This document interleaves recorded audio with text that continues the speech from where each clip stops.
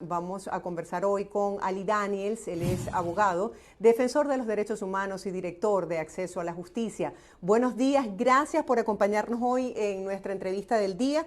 Quisiera que nos hablara un poco acerca de este informe presentado por la ONU que dice que no ve una evolución significativa en cuanto a los derechos humanos en Venezuela, y quisiera que nos hablara sobre la posición de los familiares de las víctimas que en este momento pueden estar siendo torturados en manos del gobierno de Nicolás Maduro. Bienvenido. Es que precisamente, buenos días, muchas gracias por la invitación. Precisamente el hecho que haya familiares que al día de hoy, no ayer o anteayer o hace 6 meses, que al día de hoy todavía estén señalando que temen que sus compañeros, que sus familiares están siendo torturados, o más aún en el caso de Javier Tarazona, que tenemos la autorización para decirlo, han sido objeto de tortura. Ya está diciendo que el tema de los crímenes de lesa humanidad, porque ese es otro punto, en Venezuela hablar de violaciones de derechos humanos, lamentablemente, y lo digo con tristeza, no es suficiente. Ya estamos hablando de crímenes de lesa humanidad y no lo dice una organización de derechos humanos en Venezuela, lo dijo la Fiscalía de la Corte Penal Internacional cuando pasó a la fase de investigación el caso Venezuela.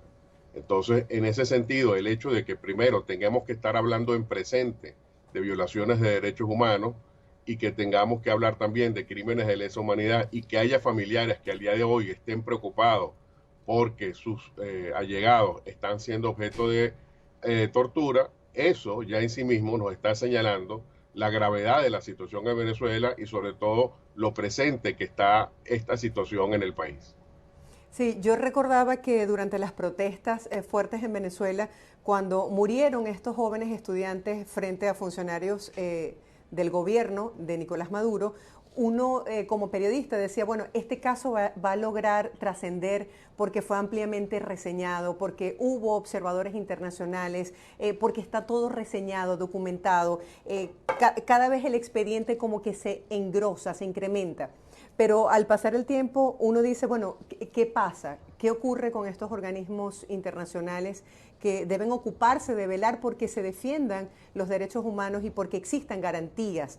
Es un saludo a la bandera lo que se hace por estar en el marco del Día Internacional de los Derechos Humanos. ¿Cómo ve usted este panorama político donde la vida de tantas personas está allí a merced de que se pueda hacer algo? Bueno, es que efectivamente se ha hecho, ese es el punto, sí se ha hecho. Este año ha habido dos hitos históricos que nos recuerdan que hay una observación objetiva del hecho venezolano. El primero de ellos es el informe que en septiembre de este año hizo la misión de determinación de hechos para Venezuela del Consejo de Derechos Humanos de Naciones Unidas. Ahí se nos dijo cosas tan terribles como que en Venezuela se aplican tácticas nazis, tácticas fascistas. Una palabra que aprendimos los venezolanos en ese mes fue la Sippenhaft, que no es otra cosa más que amenazar y detener a familiares de personas que están siendo torturadas en organismos de seguridad del Estado para obligarlos a aceptar o decir lo que las autoridades quieren que digan. Es decir, ya no bastaría con que se detengan a las personas sospechosas de conspirar contra el Estado o simplemente a las personas que son disidentes, sino que además se estaría deteniendo y torturando a familiares. Y eso ya tenía precedentes en al menos 2 casos más que nosotros tenemos conocimiento. Entonces, a partir de ahí, ese informe también señaló que el Poder Judicial venezolano no era simplemente alguien que estaba ahí para apoyar al gobierno, sino que era parte del aparato represivo. Y finalmente, el segundo hito histórico, único en América, es el hecho de que el fiscal Cam haya venido aquí y aquí delante de las autoridades venezolanas, que para nosotros los venezolanos, además de las autoridades, vemos otra cosa. La imagen que nosotros tenemos es otra, que por supuesto todos los que me escuchan saben a lo que me refiero. Delante de esas personas dijo que aquí en Venezuela se pasaba la fase de investigación, lo cual implicaba dos cosas. Primero, que en Venezuela se han cometido crímenes de lesa humanidad y en segundo lugar, que no se han sancionado a los responsables, que son las dos condiciones que se exigen para pasar a la fase de investigación.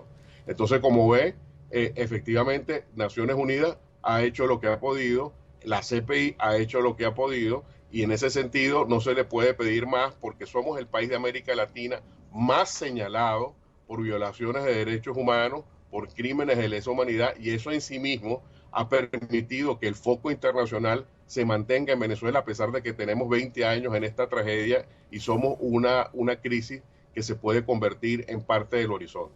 Sí, me gustaría saber si más allá de la denuncia, esto ha tenido algún tipo de cambio a nivel real, a nivel de los casos de tortura, porque, por ejemplo, en un trabajo súper interesante que tiene La Voz de América, dicen que expertos consideran que la apertura de la investigación anunciada por la Corte Penal Internacional a lo único que pudiese llevar sería a cambios de mejoramiento de la situación, es decir, como un pañito de agua caliente. Pero también veíamos como otros portales de América Latina, como Infobae, señalaban en su titular principal este caso de denuncias sobre torturas en lo que se llama una caja de muñecas. No sé si han recibido denuncias sobre este tipo de torturas. Es un espacio muy reducido donde una persona que sobrevivió a este tipo de agresión física y psicológica decía que no los dejaban comer, no tenían cómo ir al baño, se hacían pipí en ese lugar, empezaban a alucinar, era un cuarto, un espacio de 60 centímetros por 60 centímetros oscuro,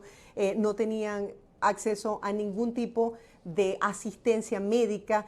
Es decir, que los casos, según lo que señalan estos portales informativos, según lo que señalan algunas personas que han sido víctimas, siguen presentándose en Venezuela y no sabemos si en algún momento puedan tener coto. ¿Cuál es su opinión, su análisis acerca de lo que está pasando realmente en el país? Sí, justamente como efecto de la acción de estas organizaciones que hemos hablado, tanto de la misión de determinación de hechos y sobre todo de la Fiscalía de la Corte Penal Internacional, el gobierno se ha dado cuenta de que su imagen como gobierno que viola sistemática y generalizadamente los derechos humanos a nivel mundial ha sido, digamos, puesta de manifiesto, es decir, que prácticamente no hay país del mundo que no se haya pronunciado sobre esta situación. Y eso ha obligado a que se hagan algún tipo de cambios que hasta ahora han sido cambios cosméticos. Me explico. Se han dictado leyes, se ha mejorado, por ejemplo, el Código Orgánico Procesal Penal para permitir a ONGs que puedan representar víctimas. Se han establecido mejoras también en el caso de el derecho de las víctimas a tener acceso al expediente. Pero al final, estos cambios legislativos no tienen mayor trascendencia si al final no se cumple, porque Venezuela desde hace ya muchos años, no de ahorita, ha dejado de ser un país de leyes. Entonces cambiar leyes para que no se cumplan, obviamente es un cambio cosmético.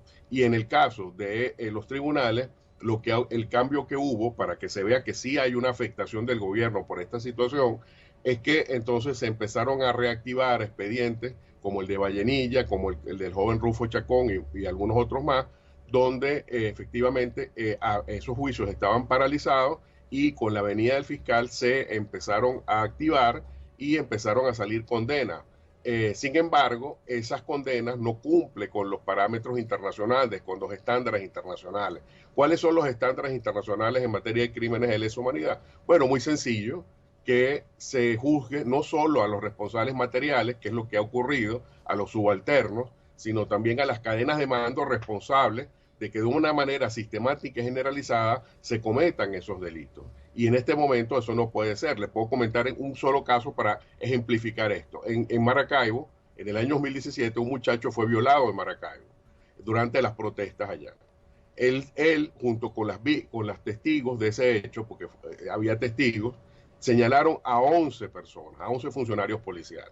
Bueno, luego de muchas vicisitudes, finalmente fueron condenados 10 a 23 años. Este caso lo cito porque precisamente tanto por la condena, por el número de condenados, este caso seguramente está en La Haya, tratando de demostrar que en Venezuela se sanciona a los responsables. La pregunta es, ¿qué pasó con el 11º? ¿Por qué 10 y no 11? Si la víctima señaló 11. Bueno, muy sencillo, porque el 11º era un supervisor. Esto demuestra que pertenecer a las cadenas de mando en Venezuela es una garantía de impunidad.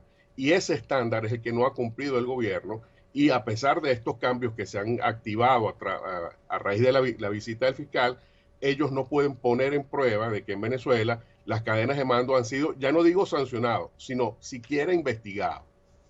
Así es, muchísimas gracias, abogado, por todo este trabajo que ustedes desarrollan a favor de los derechos humanos.